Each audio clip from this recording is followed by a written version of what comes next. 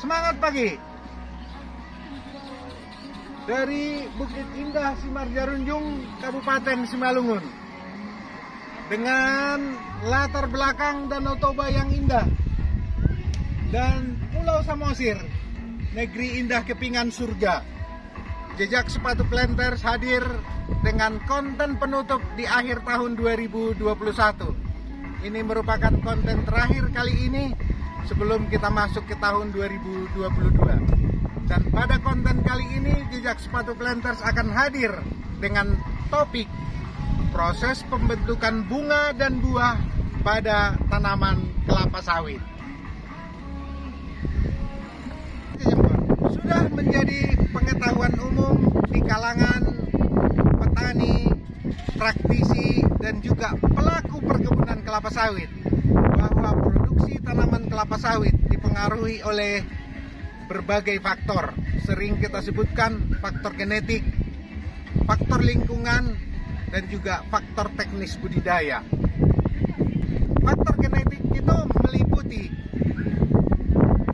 jenis bibit, proses culling dan seleksi. Sedangkan faktor lingkungan seperti kita ketahui dipengaruhi oleh curah hujan, cahaya matahari, faktor tanah, suhu, dan lain-lain. Sedangkan teknis budidaya itu banyak sekali, diantaranya perawatan tanaman dan pemupukan, hama penyakit, dan teknis budidaya lainnya. Faktor-faktor yang kami sebutkan tadi secara tersendiri dan juga secara bersama-sama akan mempengaruhi proses pembentukan bunga yang merupakan cikal bakal dari proses pembentukan buah. Sudah merupakan pengetahuan umum juga bahwa produksi atau hasil yang kita dapatkan saat ini merupakan proses dari 2 tahun yang lalu. Proses pemupukan, proses perawatan tanaman, kondisi cuaca, itu merupakan faktor-faktor yang mempengaruhi hasil yang kita dapatkan saat ini. Oleh karena itu, maka pada akhir tahun 2021 ini di banyak tempat mengalami penurunan produksi. Hal itu diduga karena efek dari kemarau di akhir tahun 2019 yang lalu.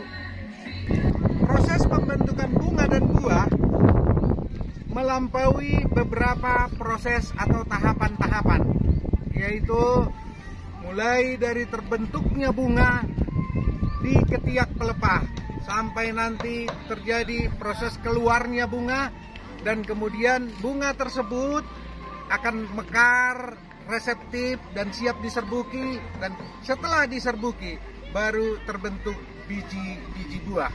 Sebagaimana kita ketahui bahwa produksi tanaman kelapa sawit dipengaruhi oleh 2 faktor tersebut, yakni jumlah janjang per pokok dan juga rata-rata berat janjang. Tahapan-tahapan tadi akan mempengaruhi proses terbentuknya janjang dan juga jumlah janjang yang akan terbentuk. Untuk membuktikan hal tersebut, kami sudah melakukan pembedahan terhadap tanaman kelapa sawit berusia 10 tahun seperti gambar berikut ini.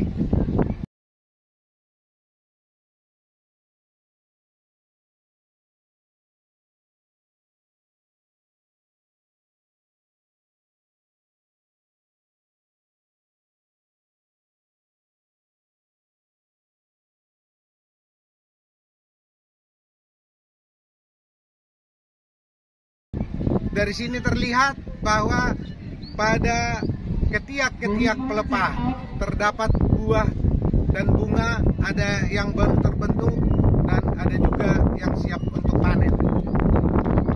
Sebagaimana juga kita ketahui bahwa proses pembentukan bunga dan buah tersebut terjadi setiap saat, mulai dari pelepah nomor 0 sampai dengan pelepah ke-18.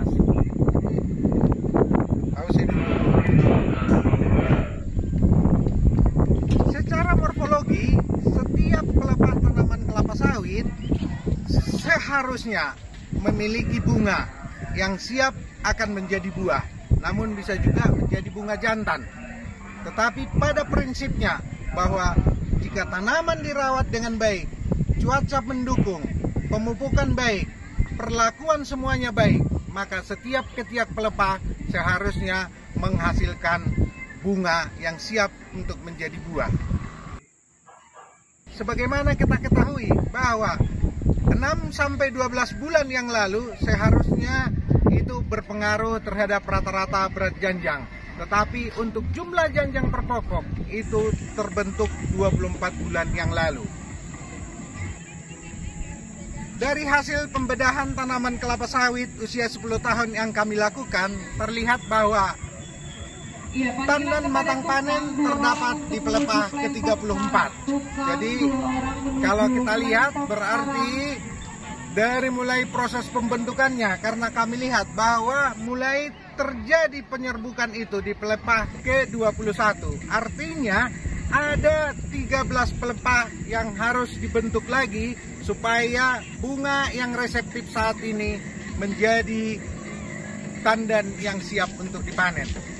Jika setiap bulan tanaman kelapa sawit menghasilkan 2 pelepah per bulannya, berarti membutuhkan waktu 6,5 bulan mulai dari proses reseptif atau diserbuki sampai buah tersebut siap untuk dipanen.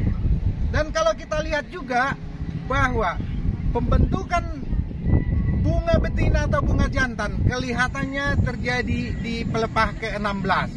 Artinya ada lagi sekitar 6 bulan lagi dari proses pembentukan bunga jantan atau bunga betina sampai dengan bunga tersebut menjadi reseptif atau siap diserbuki. Jadi ada sekitar 6 bulan lagi.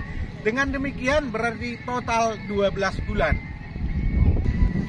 Biar bagaimanapun, apa yang kami jelaskan tadi tidak berlaku mutlak atau berlaku semestinya pada semua tanaman. Tentunya hal tersebut pasti dipengaruhi oleh berbagai hal seperti kami sampaikan sebelumnya. Oleh karena itu, penggunaan pelepah ke-16 untuk bunga jantan atau bunga betina yang dibentuk, pelepah ke-21 atau 22 yang reseptif, semuanya itu merupakan ukuran kira-kira, bukan persis sama, tetapi dapat dijadikan sebagai gambaran bahwa proses pembentukan bunga dan buah itu memerlukan waktu. Dengan proses pembedahan ini dan penjelasan yang sudah kami sampaikan, maka harapan kami itu akan menambah wawasan kita bahwa proses pembentukan bunga dan buah pada tanaman kelapa sawit memiliki tahapan-tahapan dan waktu tertentu. Oleh karena itu, omong kosong yang mengatakan bahwa dalam 3 bulan bisa bertambah jumlah janjang, bahwa dalam 3 bulan bisa bertambah berat janjang harus dihentikan. Mari kita sama-sama belajar dengan kenyataan, dengan fakta yang sebenarnya. Semoga fakta ini bisa membuka wawasan kita, menambah pemahaman kita, sehingga tidak ada lagi kekeliruan yang mengatakan bahwa dengan pemberian suatu material atau suatu bahan atau suatu pupuk organik bisa menghasilkan buah dan bunga yang lebih banyak dalam waktu 3 bulan. Semoga informasi ini bermanfaat dan marilah kita menjelajahi Pulau Samosir dan Danau Toba, negeri indah kepingan surga. Sebelum kita menjelajahi Pulau Samosir dan Danau Toba, mari kita seruput dulu jahe merah, minuman sehat khas dari Sidamanik, Simarjarunjung, Kabupaten Simalungun.